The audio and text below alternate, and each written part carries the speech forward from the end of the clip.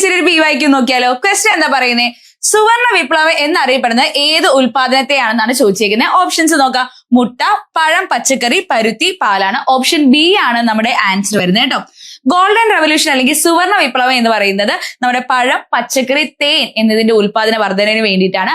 1991 മുതൽ 2003 വരെയാണ് ഇതിന്റെ പ്രധാന പ്രവർത്തന കാലം എന്ന് പറയുന്നത്.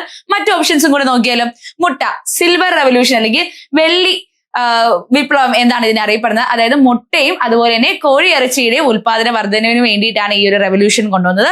അടുത്തത് പരുത്തി, സിൽവർ ഫൈബർ റെവല്യൂഷൻ അല്ലെങ്കിൽ പരുത്തി വിപ്ലവം അല്ലെങ്കിൽ നാര് വിപ്ലവം എന്നൊക്കെ പറയും. കോട്ടന്റെ കൂടുതൽ പ്രൊഡക്ഷന് വേണ്ടിയിട്ടായിരുന്നു ഈ ഒരു പരുത്തി വിപ്ലവം വന്നത്. ഇനി പാല്, വൈറ്റ് റെവല്യൂഷൻ, നമ്മുടെ പാൽ ഉൽപാദനത്തിന്റെ വർധനവിന് വേണ്ടിയിട്ടാണ്. ഇതിനെ ധവള വിപ്ലവം എന്നും പറയും. അപ്പൊ ഈ ഒരു മിനിറ്റിൽ ഈ ഒരു കൺസെപ്റ്റ് ക്ലിയർ ആയെന്ന് വിചാരിക്കുന്നത്. ഇതുപോലുള്ള യൂസ്ഫുൾ വീഡിയോസ് നമ്മൾ ഫോളോ ചെയ്യും. Thank you.